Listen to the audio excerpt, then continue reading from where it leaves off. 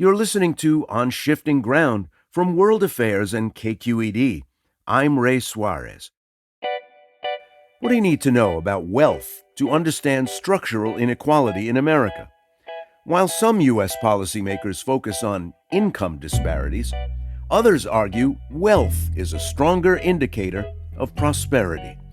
And they're not talking about wealth simply as an outcome.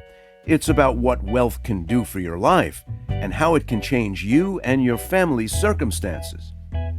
Wealth often dictates whether you can send your child to a good college, what kind of health care you can access if you're diagnosed with illness, whether you can change careers or make a down payment on a new home. And in America, getting your hands on wealth is becoming harder with each generation.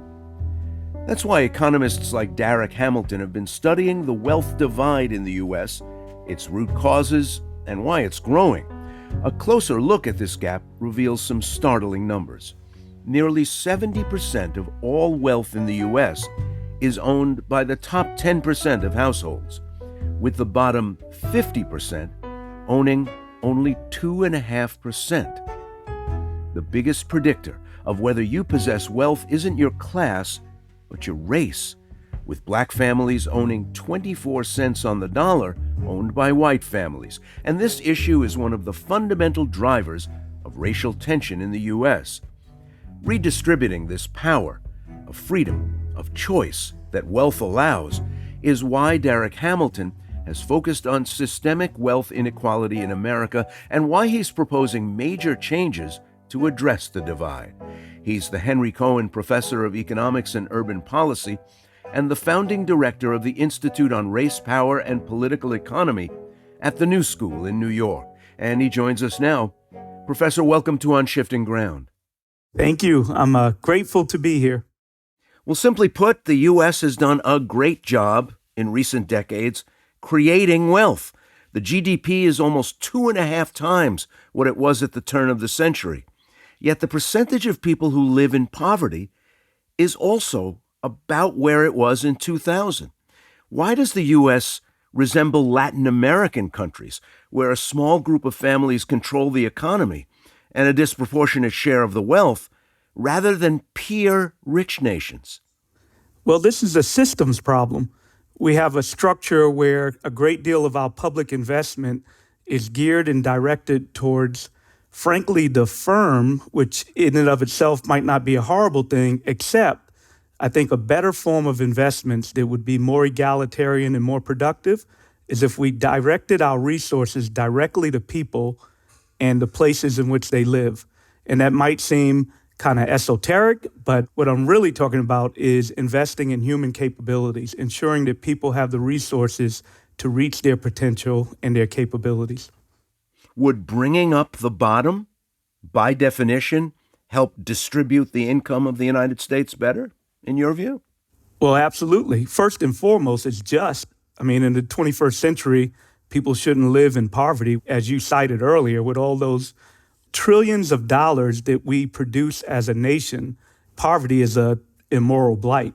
So that in and of itself would be something worth doing. But aside from that, imagine the innovation, imagine the reward systems, imagine how much better we all could be if we had those resources being more strategically directed towards people in general, and that would include those at the bottom. You wrote, there are 3 elements that have never been separable: politics, economics, and identity group stratification. If we're not concerned with those 3 elements as input and output, we will never get it right. But right now, a big part of our politics, one of our national governing parties in a 2-party system, not only wants to separate those 3, but wants to create a politics where identity group stratification can't be discussed, not even mentioned. Thank you for bringing that up. I mean, if we think about it, we have concentrations of economic power in a way that's detrimental to all of our well-being. If, for instance, we would do something like refundable child tax credits, which we started for a period of time, or more directly, just direct income to those people that are in poverty, then it would not only lift them up, but it would allow them to innovate and use their efforts and times towards more productive activity rather than simply being vulnerable to exploitation and extraction. And you might ask, well, let's suppose Professor Hamilton is right, that we could have a system and structure where we ensure that people don't live in poverty, that people are not homeless, that we direct resources in ways to end homelessness, poverty, baby bonds I talk about, or federal job guarantee, a job with dignity. Let's suppose we implemented a structural system with inclusive economic rights to ensure that everybody had the resources they would need to thrive. If I were to get buy-in, a question might be, well, what is the opposition? Well, the opposition becomes political. The opposition becomes political. We don't have the public will to implement these programs and policies. And why don't we have the public will to implement these programs and policies? Well, race becomes a wedge issue or some other identity.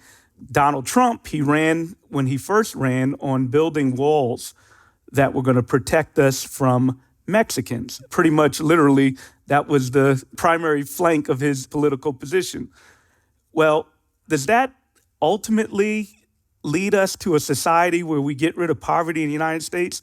I don't think so. But what it does do is it offers a dominant political class an identity framing where at least they're not as worse off as this other group. They get some relative status out of this. William Julius Wilson and other scholars looked at the way government-funded benefits work in this country, and then they identified what looked to them like an obvious syndrome, that when white people perceive benefits flowing mainly to non-white people, they oppose the benefits program. And we all might have in our heads, because we live in this society, a kind of, a rundown of who's deserving and who's undeserving of help.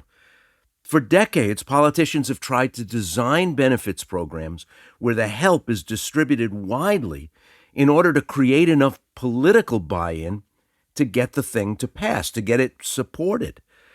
Is there a way around that impediment that for a lot of Americans, if they perceive the recipients of help negatively, they politically oppose a solution?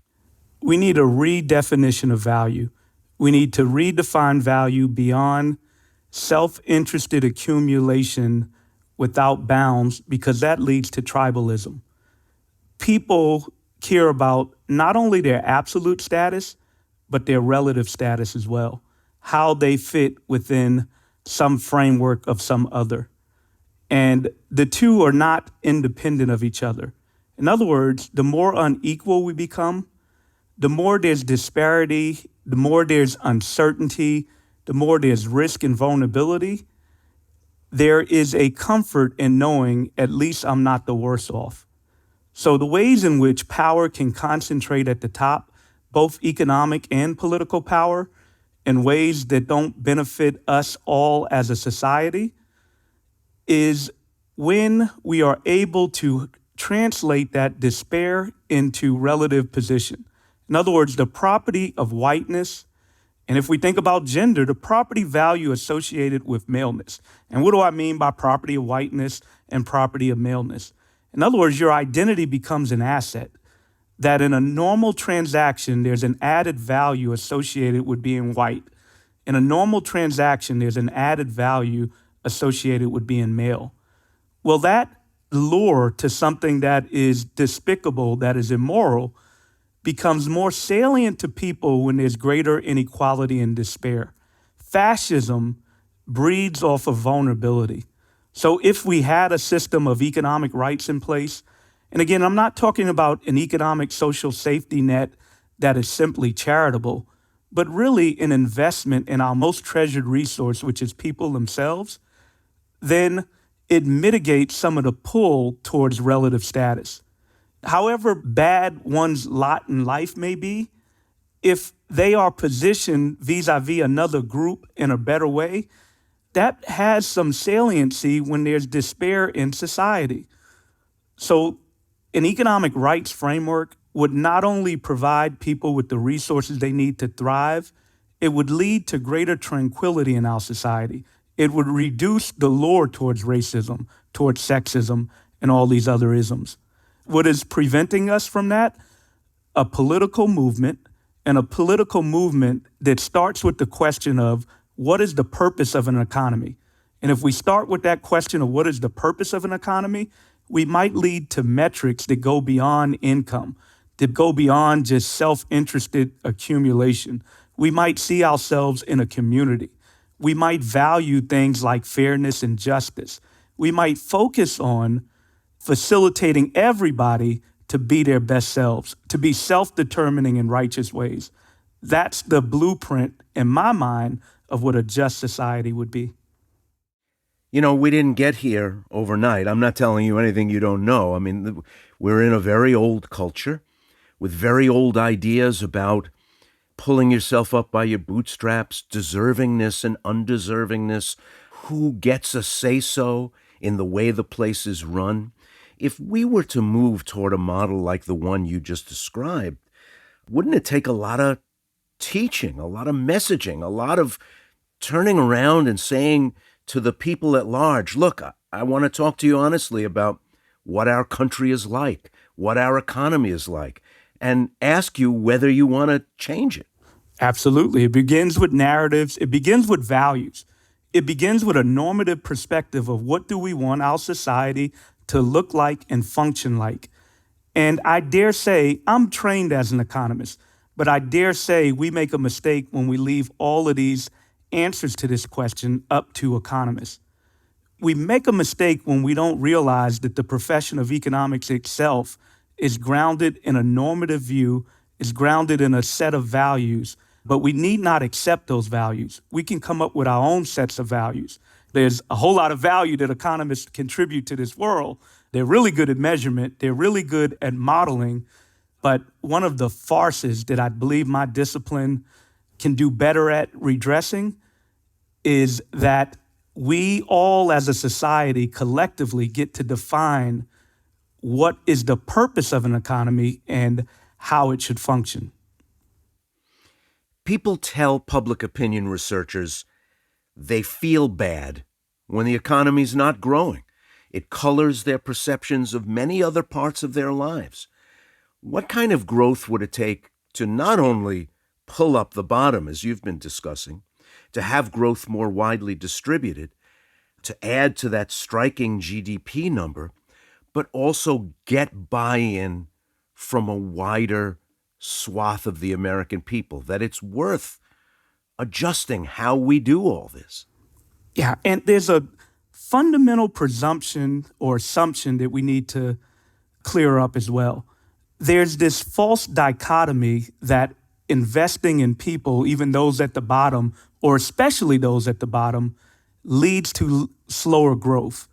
It need not have to do that. And again, whenever government resources go towards people, why do we call that a cost, whereas government resources going towards a firm is considered an investment? Why don't we think about things like the child tax credit or what we did in the pandemic? We need not even go that far back. When we sent checks directly to the American people in order that they not go to work and risk dying from a pandemic, imagine if we didn't do that. Imagine the Great Depression in which we would be in right now. That was an investment. It's better to think of that as an investment than a cost. If we consider that, that changes the paradigm, that changes our understanding, and that's one set of values that we need to do. But there's a whole lot of normative work that we need to do also. But namely, what I'm getting at is our obsession with disciplining poverty, our obsession with trying to sanction those who are at the bottom end of the distribution to extract more work. That presumption is wrong. And I dare say that that presumption is a political endeavor. It's a political endeavor that shifts power towards one entity of our society versus another. We need a redistribution of power. We need a more democratized power apparatus. And again, the point I'm trying to make is not only is that just, which in and of itself would be a righteous motive to do it, it very well will lead to a more productive society in various ways in which we may define economic value. You mentioned baby bonds. Let's talk about them because I think they're an example of what you're trying to achieve with this other way of seeing the economy and how it operates. What's a baby bond? How would it work? A baby bond is essentially a universal trust account for every baby that's born. It is a guaranteed trust account. It recognizes that the ways in which wealth is generated is wealth begets more wealth. In other words, the difference between a renter and a homeowner is often a down payment. The difference between somebody who has an innovative idea that can go into business or a worker that will have to bring this to their boss and reap rewards in terms of wages while the firm that they work at benefits from that innovation is often some capital. The difference between someone who has a job that offers them a 401k plan that invests in their retirement versus another type of job that doesn't offer that benefit is often a college degree without the albatross of student debt. So all three of those endeavors that I described are grounded in capital. So what baby bonds does is it says that the benefits of capital will not be the exclusive domain of the wealthy, but rather, as a birthright, the government will set aside some capital for you that when you become a young adult, you can access it to get into an asset like a home, like a business, like a debt-free college education, which will passively appreciate over your life and provide you economic security. And then here's a key word: agency, economic agency, the ability to be self-determining and not vulnerable to an employer all the time for you trying to innovate or reap economic rewards. And the mechanics? I guess this account takes flight when you draw your first breaths. When does it mature? When do you get to put your hands on the money? Yeah, in a lot of ways, it's analogous to Social Security, but for children at birth. It is almost a bridge, a lifetime of economic security that can be bridged with Social Security. The government sets aside resources for you during your working age as a pension, as a social pension that you can collect when you become towards the twilight of your life, when you retire. Well, what a baby bonds would do would be an account established at birth. You wouldn't access that account until you become a young adult. Currently, the proposals are at 18, but you need not have to collect the money at 18. You could have a gestation period by which you access that account so that you can purchase a home, get a college degree without debt, or start a business. So it becomes similar to Social Security, a government-managed account that becomes accessible to the individuals when they become of a certain age. And it's practical. This is already being implemented in places like Connecticut and Washington, D.C., and other state and localities are beginning to move forward with legislation to bring this to market because they recognize how wealth is generated. They recognize that we have a history also that has created the large racial wealth disparities that exist today, that's grounded not only in slavery, but a New Deal that was not racially distributed in fair terms, grounded in redlining, grounded in FHA loans that were discriminatory. It is beginning to redress this sordid history in the domain of wealth in a more egalitarian way. So again, these ideas are not so esoteric that we can't implement them. But I dare say at the end of the day, it's going to take the federal government with the financial capacities to really reach an account that can bridge not only the racial wealth gap, but to ensure that all people have a birthright to capital so that they can be included in the values that's associated with wealth. Any program that's funded socially, that is, funded by all of us who pay into the system in one way or another, is also exposed to harsh judgment, often judgment that seems to search for the worst in human character.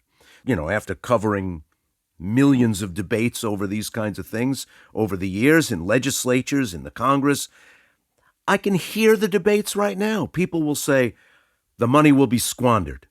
It will be wasted. What young people do with this money, forget about it. The idea that the public should be asked to fund these kinds of things is unconscionable. Yet, in the way that economists look at social balance sheets, are we also, for that money, buying a healthier household economy, healthier neighborhoods, healthier balance sheets in families? Well, the answer is absolutely yes to the question you just posed. But, we could even go a little deeper and make the point that government is continually investing in society in strategic ways. A tax cut is an investment in our society. It is often directed at the wealthy and often directed at the corporate sector. But if we were to do with that public money some alternative things, like a federal job guarantee to do several things, like literally green our economy and make us less vulnerable to the pending climate catastrophes that we know are coming, like literally build up our public infrastructure so that we can have greater efficiency in having access to places without some of the traffic jams that we're exposed to, like literally providing us with more green space. I mean, I can keep going. I can go on and on and on, and I'm sure you'd have your list as well of productive activities that the private sector simply is not motivated to do, or it's not profitable for them to do. In other words, there's plenty of useful work that we need done in our society. But more than that, it would provide people with a job with dignity so that they're not vulnerable to the threat of unemployment and they can better bargain for wages where they are right now. Right now, the threat of unemployment leaves people basically willing to accept whatever type of work arrangements they have because nobody wants to be poor or in despair. So a federal job guarantee leads to production that's useful for our society. It empowers people and communities, and it becomes an automatic stabilizer. So as areas get depleted of resources or face downturns, we're worried about some of the coal production in our society.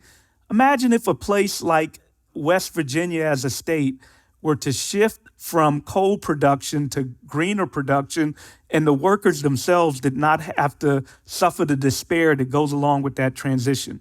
I know a lot of us are concerned about artificial intelligence and the nature of the ways in which work may change, all types of vulnerabilities. Imagine if the federal government used their resources to ensure that we got rid of involuntary unemployment and put people to work on productive use. Here's a thing that I know is common to all of us as humans, and that is we all want to contribute productively to our society with dignity. I mean, that is a feature that's common in all of us. Well, we can facilitate the best in all of us and also generate a positive and good society. And again, I know I'm not answering the question that you asked, which is how do we get there, even if people buy in to this vision?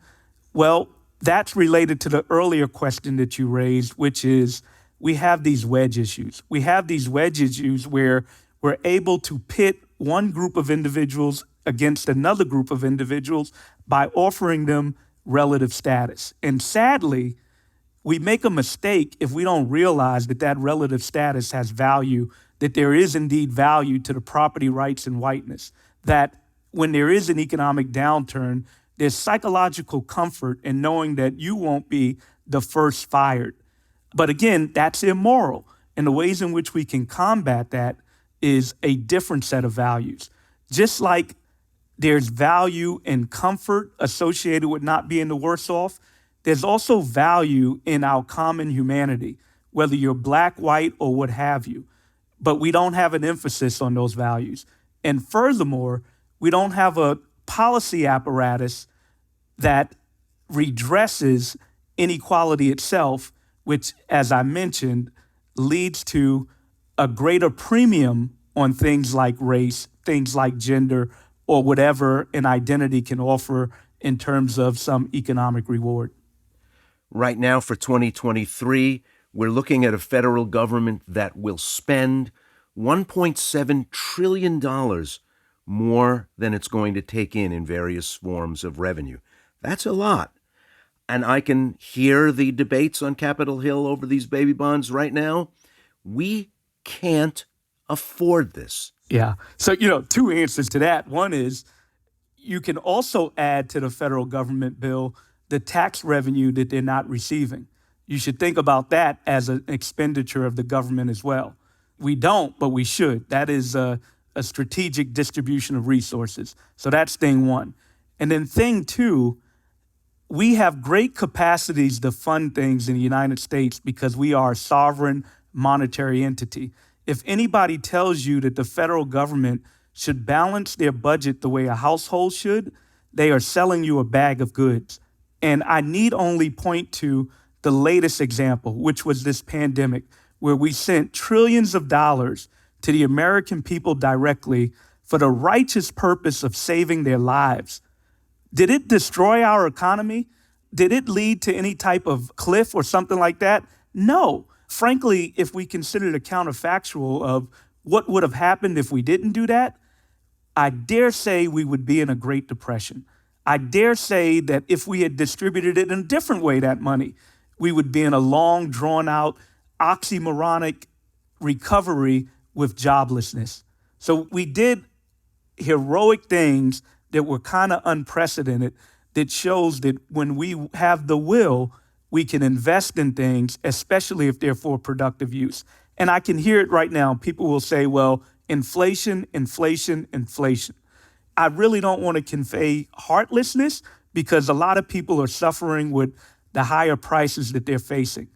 But we would also be naive if we didn't realize that ceasing economic production and starting it back up would not lead to some levels of inflation. The question is, was it structural inflation? And I think the answer to that is no. We're starting to get a handle on that inflation. We see that there's been interventions where inflation is trending way down, and it's not something that's going to plague us ad infinitum the way that it was perhaps politically presented for purposes that kept us from doing things like making the refundable child tax credit permanent. Darrick Hamilton is the director of the Institute on Race, Power, and Political Economy at the New School. Professor, thanks for joining us on Shifting Ground. Thank you, sir. Please invite me back.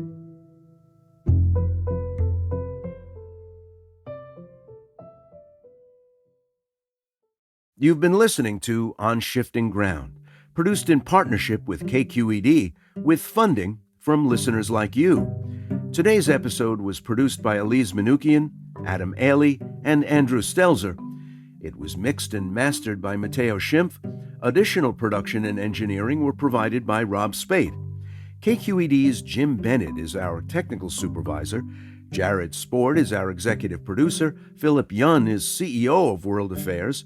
Our music is from Blue Dot Sessions. I'm Ray Suarez. Thanks for listening.